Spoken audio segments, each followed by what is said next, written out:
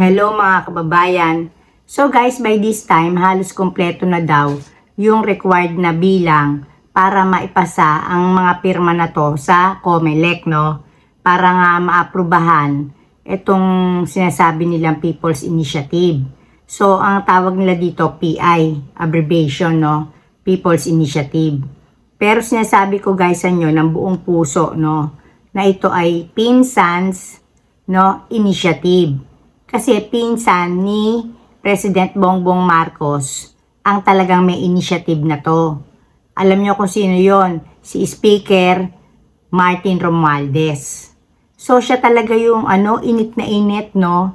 Na itong Chacha pinaglalaban niya. Sumulat pa siya dun sa kay Senate President Zubiri, no? Na sinusuportahan niya kung ano man yung magiging move nga, no, ng Senate dun sa Chacha. So, kumbaga man, talagang in denial talaga tong si Speaker Romualdez, no, na ayaw niya pang aminin na siya talaga ang may pakana ng People's Initiative na to. Kasi nga guys, mismong ang pinsan niya na si Super Ate, Senator Amy Marcos, no, ang nagsasabi na sa opisina niya nanggagaling yung pinamigay na 20 million sa bawat distrito, no? Para lang dito sa People's Initiative na to. Pero syempre, sabi nga ni Speaker Romualdez, baka nagmamarites lang tong si Senator Amy Marcos, di ba? Pero marami na rin na nagsabi sa Senado, no? Etong si Senator Coco Pimentel, no, sinabi niya na etong dati niyang kaklase na si Speaker Romualdez ang talagang pasimuno nito. Tapos ito naman si Senator Villanueva, pinapatunayan niya na yung mga pirma ay galing sa panluloko at ipaparecall nga daw niya yung mga pirma na yon sa Bulacan.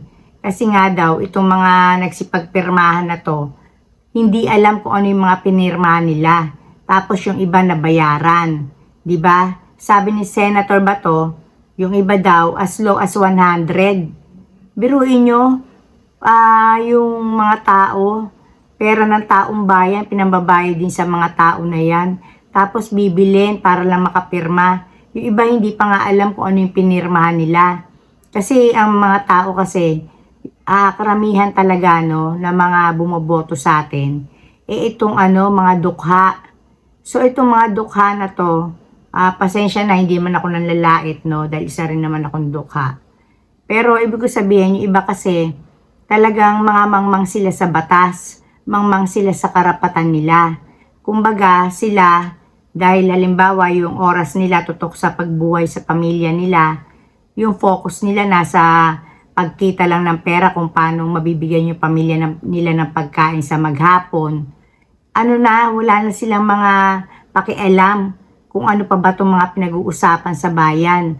Tapos ito, sa tingin ko itong mga pumirma na to, binigyan nga to ng pera o baka pinangakuan pa ng mga matatanggap nila. Baka ito, parang meron pang, sige pag pumirma ka dyan, ito yung mo parang stub mo, number mo, na pwede mong maklaim halimbawa yung 1,000 o 2,000. Ang sabi ni Senator Bato, mga 3,000 daw, pero merong as low as 100. So, dito, di ba guys, no?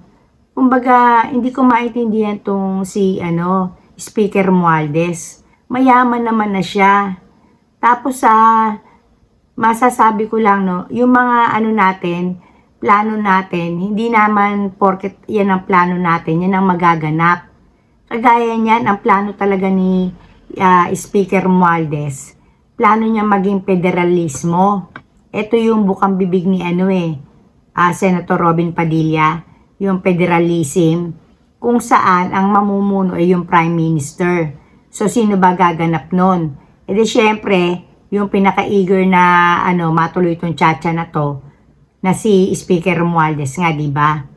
Kasi nga, hindi siya mananalo kung ang form of government natin, kagaya nito, republic. Kasi demokratiko tayo. Yung ating Pangulo, vice presidente, yung ano natin, mga senador, mga congressmen, mga binoboto natin yan, di ba? Lalo na yung presidente. Ngayon, etong gustong mangyari ni Speaker Romualdez, no? Halos gusto niyang ma-dissolve etong Senate. Kasi nga, ngayon pa nga lang kung magsalita na siya. Ilan lang ba kayo dyan? Gawin nyo trabaho nyo. 24 lang kayo dyan, gawin nyo trabaho nyo. Ngayon pa lang nga, na nakahiwalay pa yung powers ng Senate sa House of Representatives, di ba? Ganun na niya insultuhin na ilan lang ba kayo? 24 lang kayo, gawin nyo yung trabaho nyo.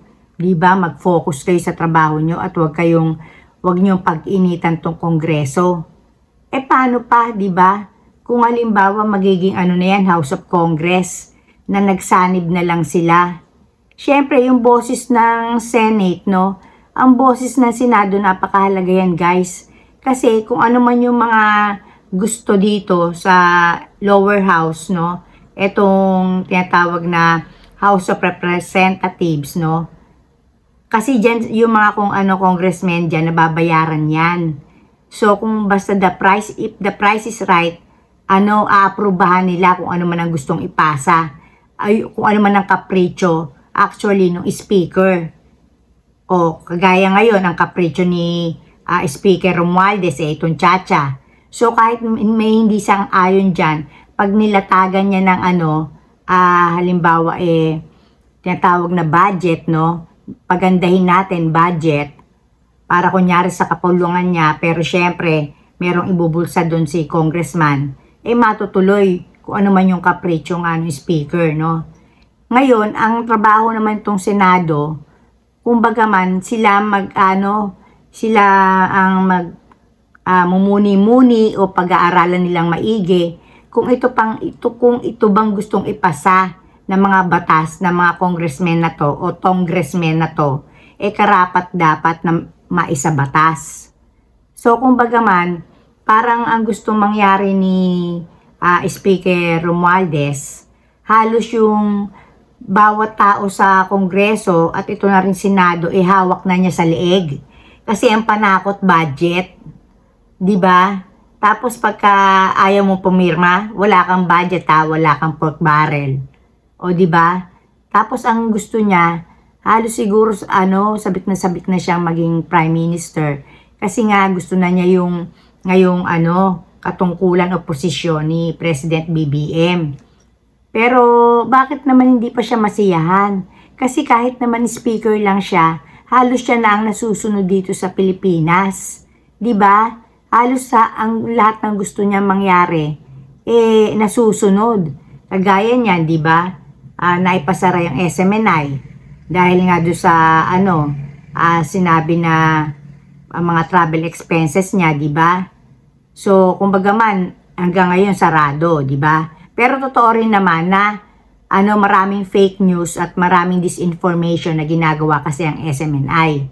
Pero kasi nag-ugat ngayon dun sa pagpuna dun sa travel expenses nga nitong si Speaker Romualdez. So guys, masasabi ko dito? Hindi to dapat matuloy kasi may pandaraya dun sa mga pinirmahan ng mga tao na to. Itong mga people na to, wala silang initiative. Ang gusto lang nila ayuda, yung perang ibabayad sa kanila sa pagpirma nila doon. So hindi nanggagaling yung initiative. Wala silang ganyan-ganyan. Kasi ang lang nila makakain sa maghapon. So ito talaga mga politicos initiative pa rin, PI pa rin. Politicos initiative kasi sabihin na natin na totoo yung sinabi ni Senador Amy Marcos na may 20 million na budget ang bawat distrito. Natural, may nakinabang doon.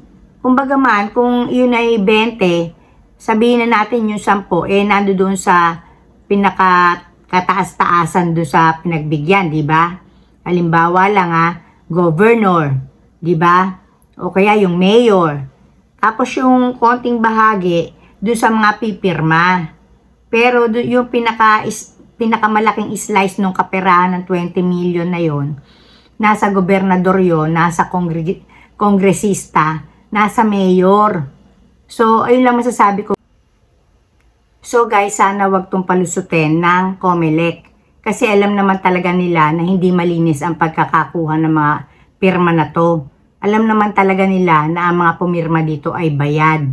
So sana man lang gawin ng COMELEC ang tungkulin nila na wag silang palinlang. Hindi porket nandiyan yung bilang ng mga pirma ay aprubahan na nila. Dahil alam naman nila na ang mga pirmang yon ay kinuha hindi sa malinis na paraan, kundi binayaran yung mga pumirma na yon. So, ayun na lang guys and dito na lang ako end. Blessings, blessings everyone. Bye!